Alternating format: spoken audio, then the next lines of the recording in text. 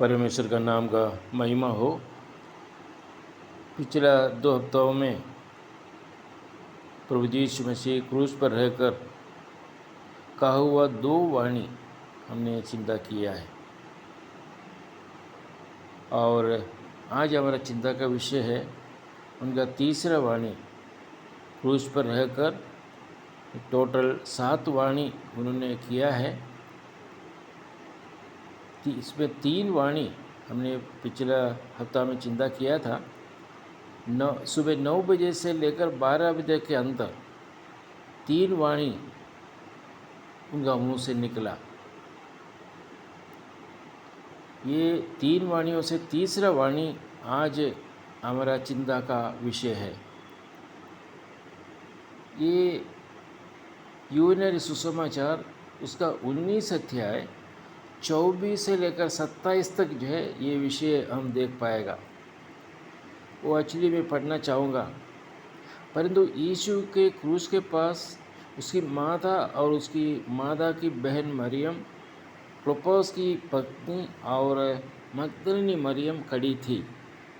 यीशु ने अपनी माता उस चेले को जिससे वह प्रेम रखता था पास खड़े देखकर अपनी माता से कहा, हे नारी, देख ये तेरा पुत्र है। तब उस चेले से कहा, ये तेरी माता है। उसी समय से वह चेला उसे अपने घर ले गया। इस वाणी प्रभु यीशु ने क्रूस पर रहकर जो किया है, इसमें हमारे लिए क्या संदेश है। जो प्रभु यीशु मसीह ने जो पहला और दूसरा जो वाणी उन्होंने किया है, उसमें से हमें कुछ संदेश था हमें सीखने के लिए और हमारा दिन प्रतिदिन का जीवन में अपनाने के लिए कुछ संदेश हमारे लिए था। तो आज जो तीसरा वाणी है, इसमें भी हमारे लिए क्या संदेश है, इसमें से हमें क्या सीखना है, ये हमें आज हम चिंता करेंगे। सबसे पहले हमें ये सीखना है कि हम हमारा माता पिता को आदर करना है। हमारा माता पिता वृद्ध अवस्था में पहुँचते हैं, हम उनका देखभाल करना हमारा कर्तव्य है। असहनीय वेदना के साथ वो क्रूस पर रहते हैं, उस समय अपना माता को याद किया और यीशु का मरने से पहले अपने माता का रहने का बंदोबस्त व्यवस्था यीशु ने किया है। ये हमारे लिए बहुत बड़ा एक विषय है।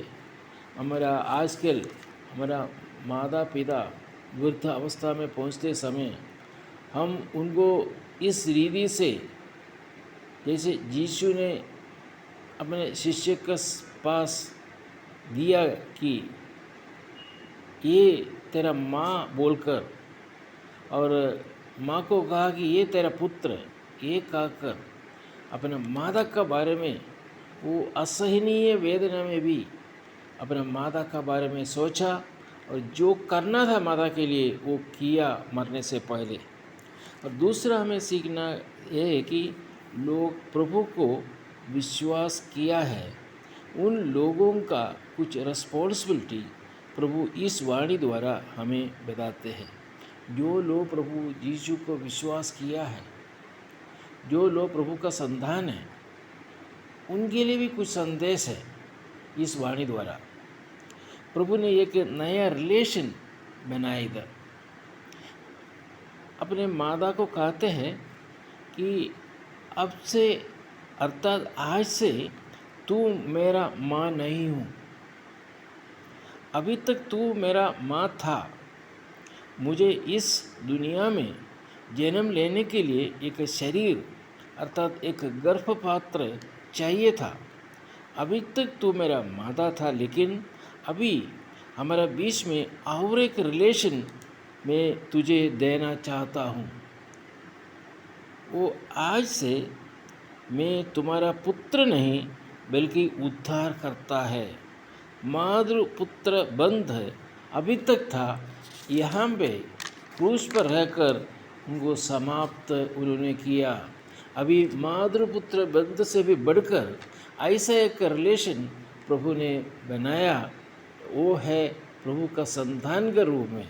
और प्रभु का संधान आवश्यकता का समय पर शिष्यों सहित रहने का एक बहुत बड़ा एक कर्तव्य, रिस्पॉन्सिबिलिटी प्रभु ये संदेश द्वारा हमें बताते हैं।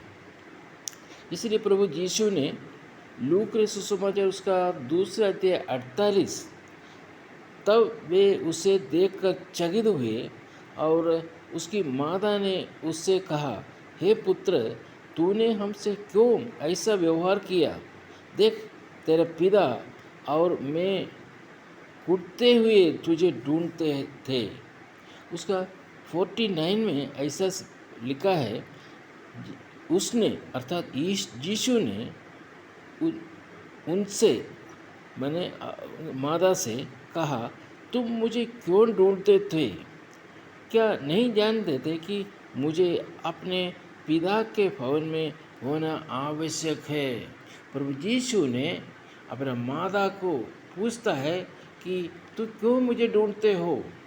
क्योंकि मुझे रहने का एक स्थान है, एक पिता का भवन में मुझे रहना है बोलकर कहता है। मत्ती रचित सुसमाचार उसका 12 अध्याय इसका 47 में किसी ने उससे कहा, देख, तेरी माता और तेरे भाई बाहर खड़े हैं और तुझसे बातें करना चाहते हैं। स्वाभाविक रीति में और उनका माता और पिता, उनके लोग जो है वहाँ बाहर खड़े रहने के टाइम में जो भी आकर जो प्रभु यीशु को कहता है कि देख, तुम्हारा माता और पिता बाहर खड़ा है तुम्हें देखने के लिए, एक स्वाभाविक अवस्था है, स्वाभाविक विषय है। लेकिन प्रभु यीशु ने क्या उत्तर दिया? उसका 48 में ये सुन उसने कहने वालों को उत्तर दिया कि, और एक सवाल रीति में पूछा है, कौन है मेरी माता? ये यहाँ पर ये सवाल का उत्तर है। प्रभु यीशु एक नया रिलेशन बनाना चाहता था। कौन है मेरी माता?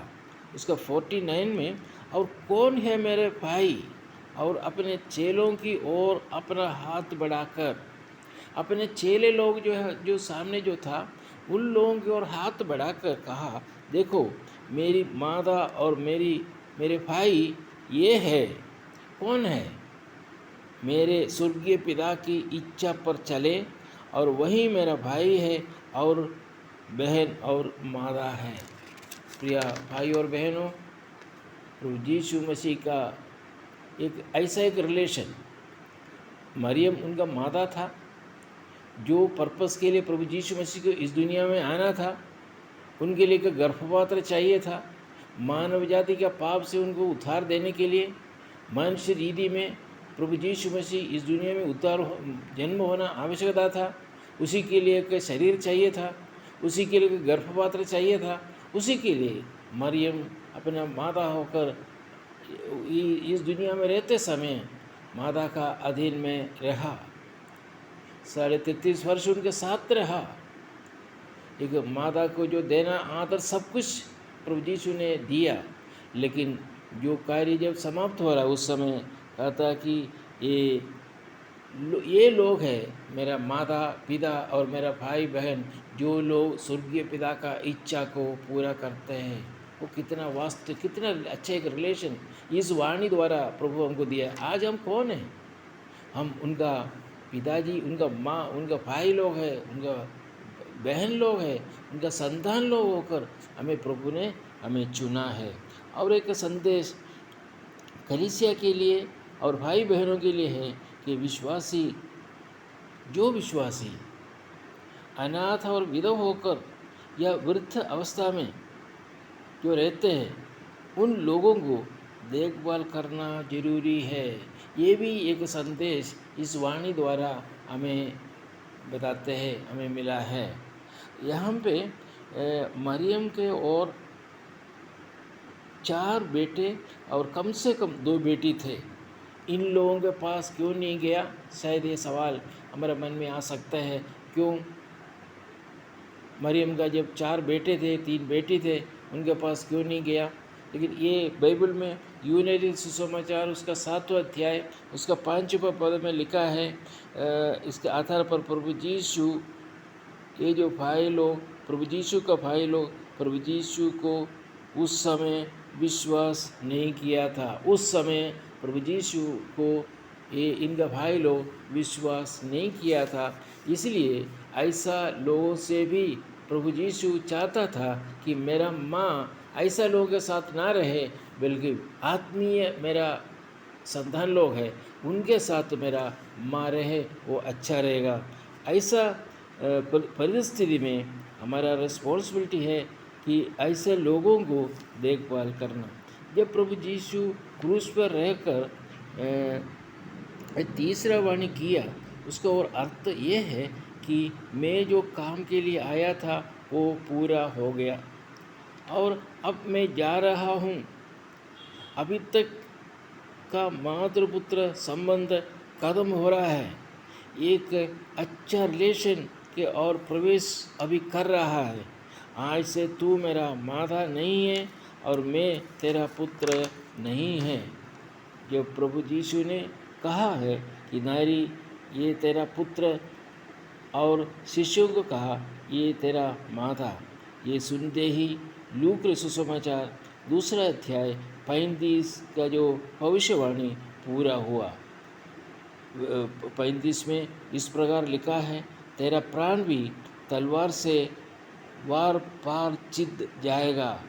लूका सुसमाचार उसका 1 अध्याय 35 में इस प्रकार लिखा है, दूतों ने भविष्यवाणी किया था, पवित्र आत्मा तुझ पर उतरेगा और परम प्रधान की सामर्थ्य तुझ पर छाया करेगी, इसलिए वह पवित्र जो उत्पन्न होने वाला है परमेश्वर का पुत्र कहलाएगा। ये स्पष्ट रूप में मरियम को कहा कि परमेश्वर का पुत्र कहलाएगा। ये दूत ने मरियम को स्पष्ट रूप में कहा कि ये मरियम का पुत्र नहीं है, इनको ऐसा कहलाएगा कि ये परमेश्वर का पुत्र है।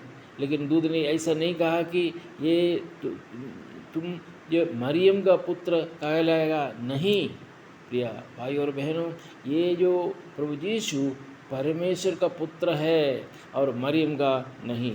मरियम को कम से कम 4 बेटे और 2 बेटियां थी। मार्क सुसमाचार 6 अध्याय 3 पद और मत्ती सुसमाचार 13 अध्याय उसका 55 में हम वो पढ़ सकते हैं। जब हम स्वर्ग पहुँचोगे तब हम मरियम को परमेश्वर का माता या यीशु का माता बोलकर नहीं, बल्कि एक विश्वासिनी के रूप में हम वहाँ स्वर्ग में मरियम को देख पाओगे। लास्ट और एक संदेश हमारे लिए है कि जो लोग प्रभु को प्रेम करते हैं उनको प्रभु यीशु ज़्यादा प्रेम करते हैं। यूहन्ना शिष्य के बारे में यूहन्ना सुसमाचार 13 अध्याय उसका 23 पद, 19 अध्याय उसका 26 पद, 20 अध्याय उसका 2 पद, 21 अध्याय उसका 7 पद, 21 अध्याय और 20 पद, ये पदों में हम देख सकते हैं कि प्रभु यीशु ने यूहन्ना को अधिक प्रेम किया था। जो लोग प्रभु के क्रूस के निकट रहते हैं तो प्रभु यीशु कुछ रिस्पॉन्सिबिलिटी देता है। जैसे प्रभु यीशु ने यूहन्ना को अपने माता को देखभाल करने का एक रिस्पॉन्सिबिलिटी दिया।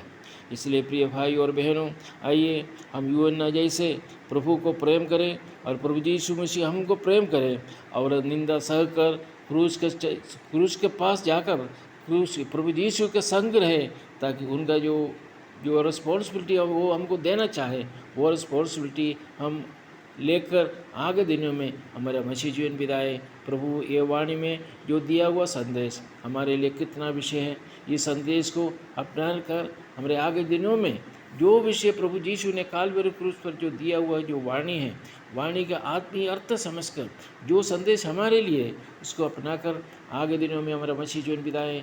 प्रभु इस वचन द्वारा प्रभु हम सबको अनुग्रह करें, आशीर्वाद करें। प्रभु का नाम का महिमा हो, आमीन।